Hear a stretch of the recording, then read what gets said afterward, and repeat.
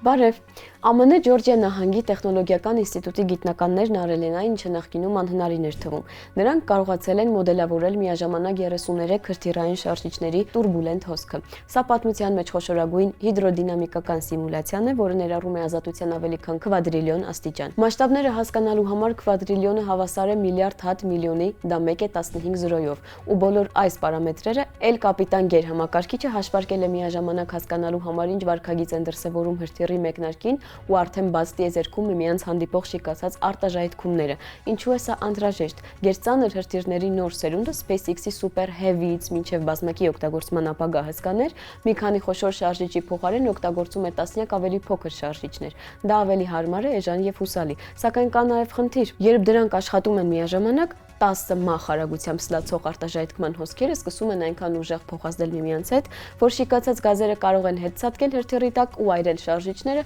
վնասել կոնստրուկցիային կամ ընդհանրապես ոչնչացնել մեքենան։ Աերոդինամիկական խողովակում նման պայմաններ ստեղծելն անհնարին է։ Մենք չունենք տեխնոլոգիաներ, որոնք կդիմանային նման ջերմաստիճանների։ Ուրեմն մնում է մոդելավորումը, սակայն սովորական մեթոդները պահանջում են ահռելի ռեսուրսներ ու շատ դանդաղ են դուրս բերում արդյունքը, հատկապես երբ խոսքը տասնյակ գերձայնային հոսքերի մասին է։ Ջորջիայի տեխնոլոգիական ինստիտուտի թիմը գտել է ելքը նրանց մշակած մեթոդի համաձայն ավանդական եղանակով հարվածային ալիքները նկարագրելու փոխարեն փոխվել է մաթեմատիկական ձևակերպումը, թե ընդհանրապես ինչպես է համակարգիչը տեսնում այդ ալիքները։ Արդյունքում սիմուլյացիաները սկսել են աշխատել 80 անգամ արագ եւ ծախսել 25 անգամ քիչ հիշողություն։ Հաշվարկների մեկնարկի համար օգտագործվել է աշխարհի ամենաառաջադեմ գերհամակարգիչներից մեկի El Capitan-ի ամբողջ հզորությունը։ Այն ունի անսովոր ճարտարապետություն AMD MI300A պրոցեսորներն ու գրաֆիկական արագացուցիչներն աշխատում են ընդհանուր հիշողության մեջ, առանց տվյալներն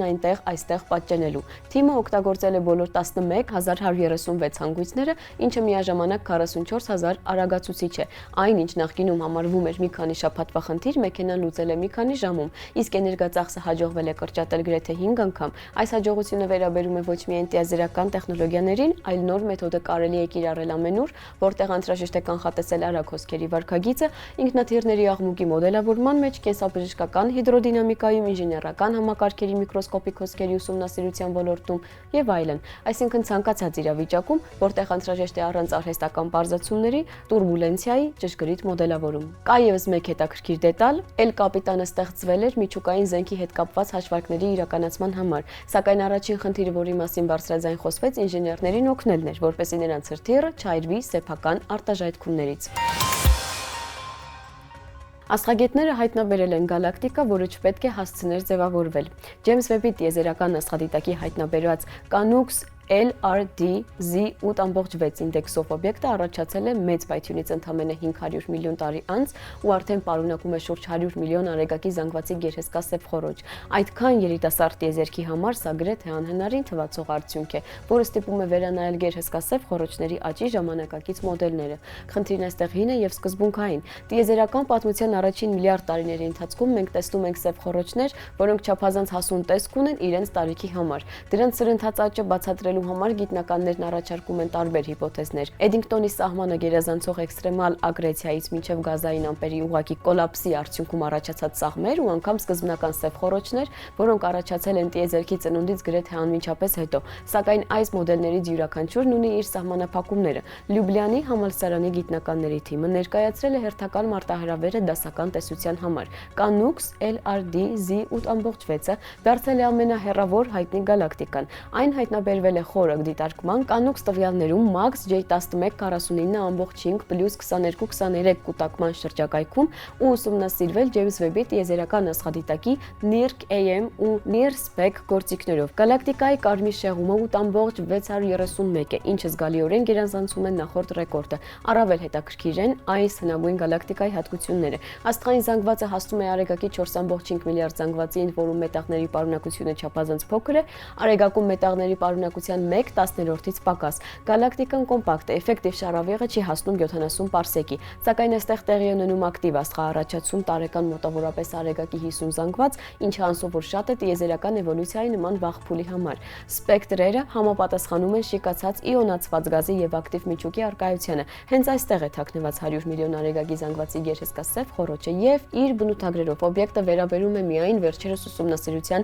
առարկա դարձած այսպես կոչված փոքրիկ կարմիր կետերի պոպուլյացիային։ կոռելացիային։ Դրանք պայծառ ու ակտիվ միջուկներով կոմպակտ շատ հեռավոր գալակտիկաներ են, մոդելներից մեկի համաձայն Canux LRD-Z 8.6-ի կենտրոնական հատվածը կարող է շրջապատված լինել փոշու անհարթ տորով, իսկ ինտենսիվ աստղաառաջացումը ձևավորում է փոշու ամպեր, որոնք մասնակիորեն փակում են երիտասարդ աստղերի ճառագայթումն ու ուժեղացնում կարմրավուն երանգը։ Գլխավոր ինտրիգը գալակտիկայի եւ իր սև խորոչի զանգվածների հարաբերակցությունն է։ Այն չի տեղավորվում աճի ստանդարտ սցենարներում։ Դիտարկվող օբյեկտը բացատրելու համար պետք է ենթադրել, որ սև խորոչի սաղմը ի սկզբանե շատ ծանր է եղել, օրինակ առաջացել է երրորդ սերնդի աստղերից կամ խիտ գազային ամպերի ուղղակի կոլապսի արդյունքում։ Հետագայում այն պետք է աճեր սահմանային կամ անգամ սահմանը գերազանցող ակրեցիայի ռեժիմում։ Այս գալակտիկան կարող է լինել պակասող ամենավաղ սև խորոչների եւ գրեթե 6 կարմիր շեղման հասնող քվազարների միջև։ Եթե դա այդպես է, օբյեկտը կօգնի հասկանալ ինչպես են հսկայական սև խորոչներն առաջացել տիեզերքի ծնունդից հաշված միլիոնավոր տարիներ հետո, ու Ջեյմս Վեբի տիեզերական աստղադիտակ ամենայն հավանականությամբ նոր է սկսում պատմել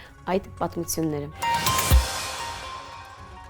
Այս շաբաթվա գիտնականն է Ժան-Բատիստ Լամարկը։ Պատկերացրեք գիտնականի, ով Դարվինից շատ առաջ փորձեց բացատրել ինչպես է բնությունը ստեղծում իր անվերջ բազմազանությունը։ Դա Ժան-Բատիստ Լամարկն էր, 19-րդ դարի սկզբի ֆրանսիացի բնագետ, ով առաջարկել է էվոլյուցիայի առաջին տեսություններից մեկը։ Այո, նա սխալվում էր դետալներում, սակայն էությունը փոխանցել էր ճիշտ։ Տեսակներն անփոփոխ չեն, դրանք փոխվում են եւ փոխվում են օրինաչափ։ Լամարկը ասում էր, որ օրգանիզմը զարգանում է միջավայրի ճնշման տակ եւ սերունդներին փոխանցում կյանքի ընթացքում ձեռք բերած հատկանիշները։ Այսօր մենք գիտենք, որ էվոլյուցիան այդպես չի աշխատում, սակայն հենց Լամարկն էր, որ առաջինը առաջ քաշեց կենդանի բնության մեխանիզմների մասին հարցը եւ դրանով ընդմիշտ փոխեց կենսաբանությունը։ Նրա գաղափարները ոգեշնչեցին գիտնականների նոր սերունդների դառնալով առաջին քայլը ժամանակակից էվոլյուցիոն տեսության ձևավորման ճանապարհին։ Իսկ այսօրվա համար այսքանը, կհանդիպենք։